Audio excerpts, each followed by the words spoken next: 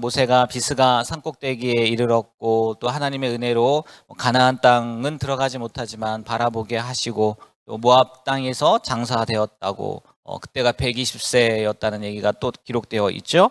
그리고 죽기 전에 모세가 눈의 아들 여호수아에게 안수해서 지혜의 영이 임하고 이스라엘 백성들이 여호수아의 말, 모세의 말처럼 순종했다라고 이렇게 마무리하면서 모세와 같은 선지자가 없었다. 이렇게 신명기의 말씀을 끝맺습니다. 12절의 짧은 말씀이지만 이 안에 저는 세 가지 정도를 생각해 봤어요. 제 나름대로 정리를 해봤는데 이 12절까지의 말씀 가운데 이런 내용이 있는 것 같아요. 첫 번째는 가나안 땅을 보되 들어가지 못하고 죽은 모세, 줄거리를 이야기하면서 말씀드렸죠. 그리고 죽기 전까지 기력이 쇠하지 않았던 건강했던 모세, 또 어디에 묻혔는지 알지 못했던 모세도 나와 있긴 하지만 그거보다는 기력이 쇠하지 않았다. 이 말씀이 더 중요한 것 같긴 해요. 그리고 마지막 후계자 여호수아를 세운 모세, 이렇게 세 가지로 나눠서 이야기할 수 있지 않을까. 그래서 세 가지에 대한 부분을 말씀을 나누려고 하는데 왜 모세는 이제 첫 번째죠. 왜 모세는 그렇게 위대한 선지자였는데도 불구하고 하나님의 약속의 땅, 그리고 결국은 그것 때문에 출애굽을 한 건데 이스라엘 백성들을 데리고 나온 건데 왜 가나안 땅에 들어가지 못했나? 우리가 성경을 통해 명확히 알 수 있는 것은 무리바 물 사건 때문이지 않습니까? 하나님께서 반석을 명하여 물을 내라 라고 이렇게 말씀을 하셨는데 과거에 그 르비딤에서 있었던 그 사건을 기억해서인지 모세가 반석을 2번을 치지 않습니까? 그때랑 똑같이 그 문제 때문이란 말이에요. 다른 게 아니에요.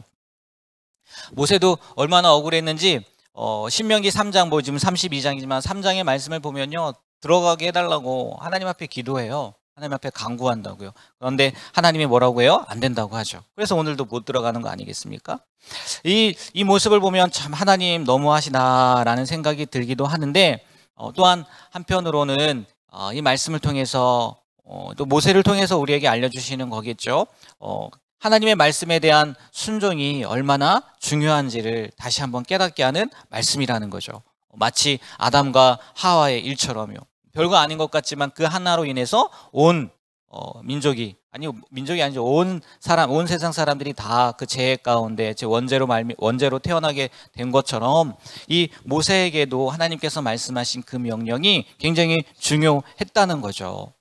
그리고 한편으로는 또 이렇게 생각할 수도 있을 거예요. 아마 모세는 많은 것을 받았기 때문에 큰 은혜를 받은 자였기 때문에 작은 것 하나에도 충성을 다해야 됐다라고 생각할 수 있을 거예요.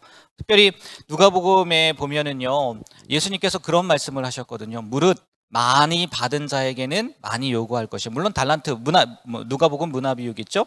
무릇 많이 받은 자에게는 많이 요구할 것이요, 많이 맡은 자에게는 많이 달라 할 것이니라. 많이 맡았다는 거예요. 많이. 우리 생각에는 모세 그거 하나인데 라고 생각이 들지만 하나님께서는 뭐라고 말씀하시냐는 거냐면 그것까지도 라는 거죠. 하나님 이거 하나인데요가 아니라 그것까지도의 신앙을 원하신다는 거죠. 혹시 나는 그래도 모세처럼 많이 맞지 않았으니까 안도의 한숨을 쉬고 계실진 모르겠지만 제가 생각해 보니까 또 이 말씀도 드렸던 것 같아요. 다 동의하시지 않으실 수도 있겠지만 우리는요, 모세보다도 훨씬 더 위대한 사람이고요, 훨씬 더 많이 가진 사람이라는 거예요. 왜인 줄 아세요? 주일에도 말씀드렸지만 세례 요한보다 더 큰 선지자가 없다고 했는데 천국에서는 세례 요한 지극히 작은 자도 세례 요한보다 크다고 말씀을 드렸잖아요. 왜요? 세례 요한은요, 예수님의 죽음, 십자가의 부활을 경험하지 못했어요. 그런데 그 뒤에 사람들은 뭐예요? 예수님의 십자가의 죽음과 부활을 경험했단 말이에요. 다시 말해서요, 예수님으로 말미암아 구원받은 존재라는 거예요. 모세는요, 하나님은 알았지만 예수님에 대해서 몰랐어요. 아니, 예수님이 모세를 위해서 죽지는 않았거든요. 그렇잖아요. 시기상으로 그런 거 아닌가요? 그러나 우리는요, 예수님께서요, 우리 죄 때문에 십자가에 못 박혀 돌아가셨다. 물론 신학적으로 보면 과거의 죄, 현재의 죄, 미래의 죄까지도 예수님이 십자가상에서 다 용서해 주셨다라고 이야기를 하지만 분명하잖아요. 역사적으로도 이게 인정이 되는 거 아니겠습니까? 예수님 이전의 시대의 사람이란 말이에요. 우리는요, 제가 말씀드렸잖아요. 우리는 얼마짜리라고요? 예수님짜리라는 거예요. 예수님의 피값 주고 산 존재라는 거죠. 그러니까 어떻게 보면 모세보다요 훨씬 더 위대한 사람이고요. 모세보다요 훨씬 더 많은 것을 가진 사람일 수 있다는 거예요. 그러니까 모세에게 말씀하셨던 것처럼, 아니 모세에게 말씀한 건 아니죠. 제가 여러분들에게 말씀드렸던 것처럼 하나님 이거 하나인데요. 하나님 이거 하나인데요가 아니라 그것까지도, 그것까지도 하나님 앞에 순종할 수 있는 우리의 삶이 되길 주님의 이름으로 축복합니다. 모세가 들어가지 못하고 죽은 것을 통해서 우리가 깨달을 수 있는 거고요. 또 하나는 죽을 때도 기력이 쇠하지 않았던 모세라는 거예요. 굳이 왜 이런 표현을 썼을까 하는 의문이 들기는 하는데, 모세의 나이가 120세. 모세가 활동한 시기가요 대충 뭐 따져도 BC 1400년경이라고 이야기를 해요. BC 1400년경.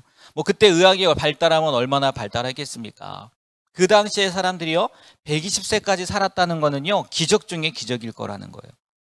그렇게 살아있는 것만으로도 아마 존경의 대상일 테고 또 경외의 대상일 테고 기적의 대상일 수도 있었을 거예요. 그리고 거기에 기력이 쇠하지 아니했다는 것은요 죽을 때가 되었다는 거예요, 안 되었다는 거예요? 안 되었다는 거예요. 죽을 때가 되지 않았다는 거죠. 거짓말 살짝 보태서요 젊은이 못지않은 건강을 모세가 가지고 있었다는 거예요. 이것을 통해서 하나님께서 모세와 함께 하신다는 거, 그리고 하나님은 전능하신 분이라는 것을 아마 모세를 통해서 보여준 증거일 거라는 거죠. 그런데요 모세가 어떻게 120세까지 그렇게 살 수 있었겠어요? 자신의 능력으로요? 자신의 건강을 잘 유지해서요? 아니에요. 하나님의 은혜란 말이에요. 하나님의 은혜로 그때까지 살았단 말이에요. 하나님의 은혜가 아니고서는요 도저히 설명이 되지 않는 내용이라는 거예요. 하나님의 은혜 때문에 120세까지 살았는데 또 뭐 때문에 죽어요?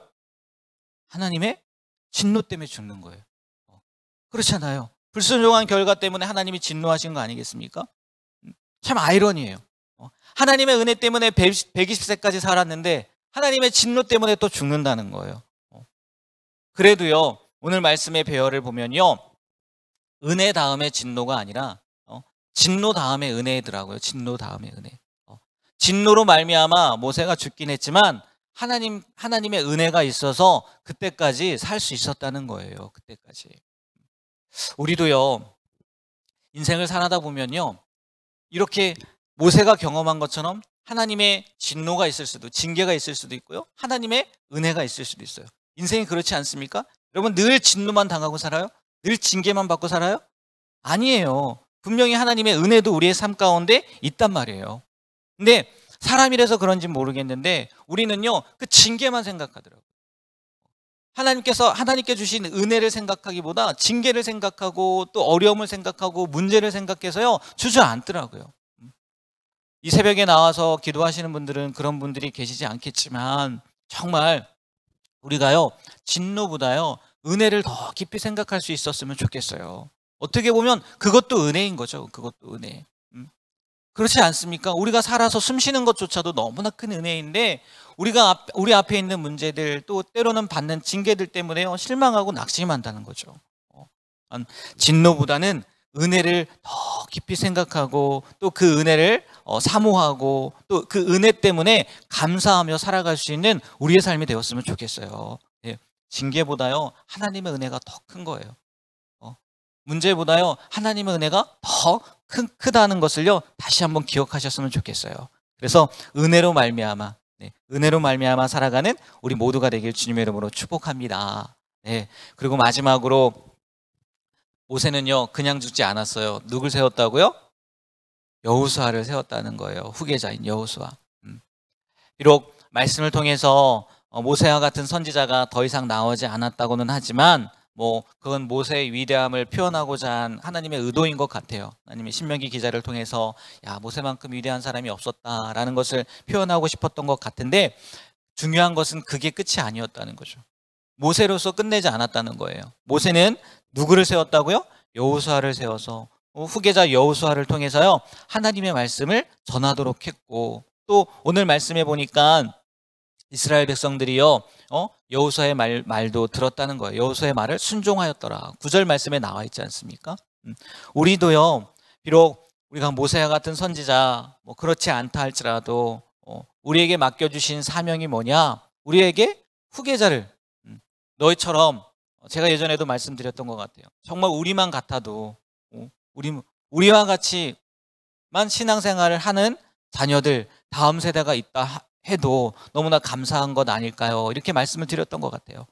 오늘 말씀을 통해서 신명기를 마치면서 마무리를 모세로 마무리한 게 아니라 모세가 후계자 여호수아를 세워서 이스라엘 백성들이 계속해서 하나님의 말씀을 청종하게 했다는 이 말씀처럼요, 우리도요 다음 세대를 또 우리의 자녀 세대를 하나님의 말씀 가운데 바로 설 수 있도록 애쓰고 노력하고 그들을 세울 수 있는 그런 귀한 삶이 되길 주님의 이름으로 축복합니다. 네. 그렇지 않으면요, 여호수아 다음에 사사기 나오지만 사사기의 말씀처럼 돼요.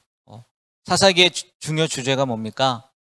제 멋대로 했다는 거예요. 자기 소견에 오른 대로 했다는 거예요. 하나님 우리의 왕이심에도 불구하고 그들에게 자녀 세대들에게 하나님의 말씀을 전하지 못했더니 자기 소견에 오른 대로 했다는 거예요. 그러니까 어떠한 일을 겪습니까? 매번 자기들이 무찔러야 될, 진멸해야 될 족속들한테 오히려 침략을 당하기도 하고 어려움을 당하기도 하고 고난을 당하기도 하고 고통을 당하기도 하고. 우리 자녀 세대는요 정말 그러한 일들이 없었으면 좋겠어요. 믿음으로 잘 양육하고 또 다음 세대에게 복음을 잘 전해줄 수 있는 여호수아와 같은 후계자를 세울 수 있는 우리 중앙교회 모든 성도님들의 삶이 되길 다시 한번 주님의 이름으로 축복합니다. 네, 기도하겠습니다. 하나님, 오늘 신명기를 마무리하면서 모세의 삶을 통해서 또 모세에게 보여줬던 이 내용들을 통해서 우리가 어떠한 모습으로 살아가야 되는지 다시 한번 깨닫게 하심에 감사드립니다. 하나님, 이것쯤이야 라는 신앙생활이 아니라 그것까지도 하나님 앞에 온전히 순종할 수 있는 우리의 삶이 되게 하여 주시고, 정말 하나님의 은혜를 더 많이 기억하며 그 은혜에 감사하며 또 그 은혜에 묻혀 살 수 있는 우리가 되게 하여 주시고, 무엇보다 우리가 믿는 하나님, 우리가 사랑하는 하나님, 우리가 만난 하나님을 우리의 다음 세대, 특별히 자녀들도 경험하고 만날 수 있게 되기를 소망하며 기도하며 애쓰며 살아갈 수 있는 우리 모두가 되게 하여 주셔서 우리로 끝나는 것이 아니라 우리의 다음 세대 또 그 다음의 다음 세대까지 계속해서 하나님을 믿는 신앙이 유지되어지고 또 선포되어지고 또 퍼져갈 수 있는 그런 귀한 은혜를 허락하여 주시옵소서. 예수님의 이름으로 기도합니다. 아멘. 하늘에 계신